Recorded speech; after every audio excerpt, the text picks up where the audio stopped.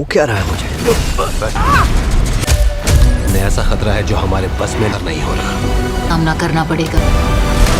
दोस्तों जरा सोचिए, आप वो इंसान हैं जिसने पूरी दुनिया को कई बार बचाया है, लेकिन आज वही दुनिया आपको पहचानती तक नहीं है। आपकी गर्लफ्रेंड आपको भूल चुकी है, आपका सबसे अच्छा दोस्त आपको अजनबी समझता है और आप बिल्कुल अकेले रात के अंधेरे में शहर की रक्षा कर रहे हो। और फिर अचानक आपके शरीर में कुछ ऐसा बदलने लगे जिस पर आपका कोई खुद का कंट्रोल ना हो। डरावना लग रहा है ना? यही है टॉम हॉलैंड की नई film Spiderman brand new day की कहानी। आज हम इस फिल्म की शुरुआत से लेकर आखिरी तक हर मोड़ और हर इमोशनल को आसान भाषा में समझेंगे। तो अगर आपने फिल्म देख ली है तो कहानी कैसी लगी, और नहीं देखी है तो मैं आपको बताने वाला हूं कि यह मूवी देखनी चाहिए या नहीं। तो इस वीडियो को शुरू से लेकर आखिरी तक जरूर देखना।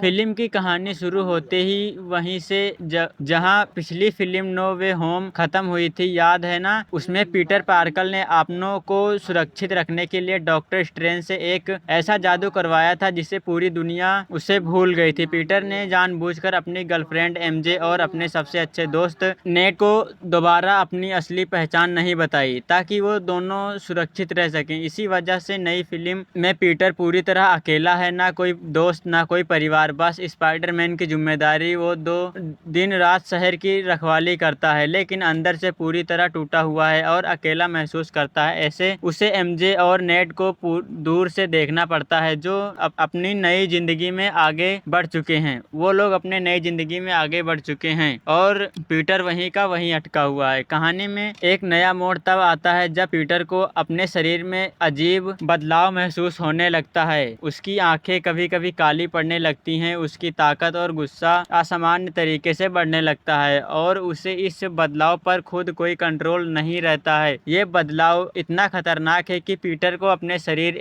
पर एक तरह का इनहिबिटर यानी कंट्रोल डिवाइस लगाना पड़ता है ताकि वो खुद को और दूसरों को नुकसान पहुंचाने से बच सके। इसी दौरान शहर पर एक ऐसा खतरा मंडराने लगता है जिस आम लोग देख भी नहीं पाते हैं। ये दुश्मन है जी ग्रीन, जो मार्वल की मशहूर एक्स-मैन दुनिया का एक बेहद ताकतवर किरदार है, जिनके पास दिमाग पढ़ने और उसे कंट्रोल करने जैसी असाधारण शक्तियां हैं और वो लगभग अदृश्य होकर शहर में तबाही मचा रही है। जीन की कहानी में एक गहरा दर्द छिपा है। सारा नाम की एक लड़की की मौत हो चुकी है और जीन उसका बदला विल नाम के एक इंसान से लेना चाहती है जिसे वो इस मौत का जिम्मेदार मानती है। इसी लड़ाई के बीच पीटर की मुलाकात फ्रैंक कैंसलर यानी फनीशर से होती है। फनीशर एक बेहद सख्त और खतरनाक तरीकों वाला हीरो है, लेकिन धीरे धीरे वो पीटर की मदद करने लगता है। जब जीन गुस्से में एमजे के शरीर में घुसकर उसे कंट्रोल कर लेती है तो पीटर एमजे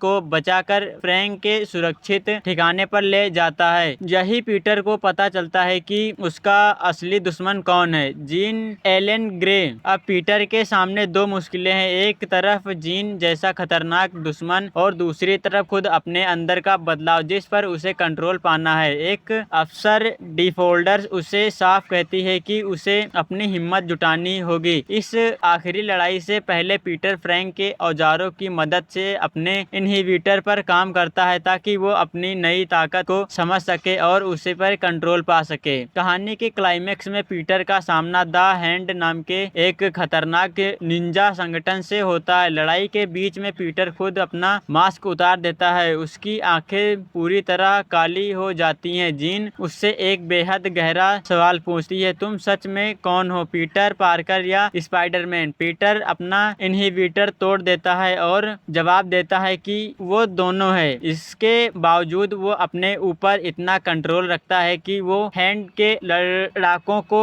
मारता नहीं है बल्कि उन्हें सिर्फ फंसा देता है, जिससे साफ पता चलता है कि अंदर से वो अब भी वही इंसान है, पीटर पार्कर। इसके बाद पीटर जीन से गुजारिश करता है कि वो बिल को ना मारे क्योंकि इससे सारा वापस नहीं आएगी। जीन गुस्से में पीटर पीटर को एक अजीब सी शक्ति में जकड़ देती है और उसे अपने दिमाग के अंदर आने देती है, जहां जीन को पीटर की आंटी में की याद दिखाई देती है, जहां वो सुपर पावर और खास होने के बारे में बात कर रही होती हैं। यही पल जीन के दिल को छू जाता है और वो बिल को मारने का इरादा चेंज कर देती हैं। लेकिन तभी सबसे बड़ा झटका आता है। फ्रैंक काउंसलर यानी पनिशर, जिसकी बंदूक जीन पर तनी हुई थी, गोली चला देता है, लेकिन पीटर बीच में कूद जाता है और वो गोली खुद खा लेता है ताकि जीन को बचाया जा सके। बुरी तरह घायल पीटर को फ्रैंक अस्पताल ले जाता है, जहां डॉक्टर्स उसकी जान बचा लेते हैं। बाहर पूरी न्यूयॉर्क शहर को अपने हीरो के लिए इकट्ठा हो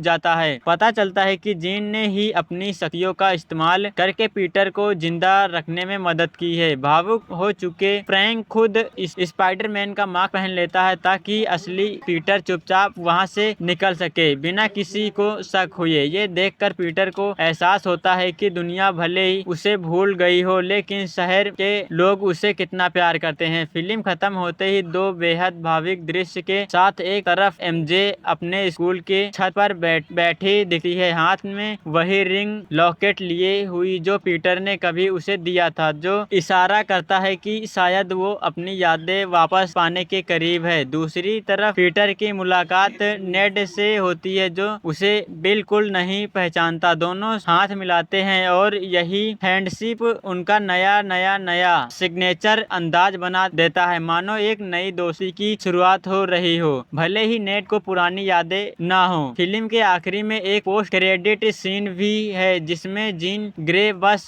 में बैठकर न्यूयॉर्क शहर छोड़कर जाती हैं दिखाई देती हैं। ये सीन आगे आने वाली एक्स मैन कहानी के लिए जमीन तैयार करता है, जो मार्वल की अगली बड़ी फिल्म एडवेंजर्स डोम्सडे से जुड़ी हुई है। और आखिर में एक लाइन आती है जो हर फैंस को उत्साहित कर देती है, स्पाइडरमैन वापस आएगा। इस फिल्म की सबसे खूबसूरत बात यह है कि ये सिर्फ एक सुपर हीरो एक्शन फिल्म नहीं है, बल्कि अकेलापन, पहचान और अपनों के बीच के कुर्बानी की कहानी है। पीटर भले ही दुनिया की यादों से मिट चुका है, लेकिन उसने अपनों को नहीं भुलाया और यही उसकी असली ताकत है। तो दोस्तों, यही थी स्पाइडरमैन ब्रांड न्यू डे की पूरी कहानी। अकेलापन, पहचान की लड़ाई और नया खतरनाक दुश्मन, और आखिर में एक ऐसा इमोशनल मोड जो दिल छू जाता है। अगर आपको ये कहानी समझ आई हो तो वीडियो को लाइक करें और चैनल को सब्सक्राइब करें। कमेंट में बताएं आपको यह वीडियो कैसा लगा, और ऐसे वीडियो के लिए हमारे चैनल को सब्सक्राइब करिए। चलिए मिलते हैं एक अगले नए वीडियो के साथ, तब तक के लिए बाय बाय।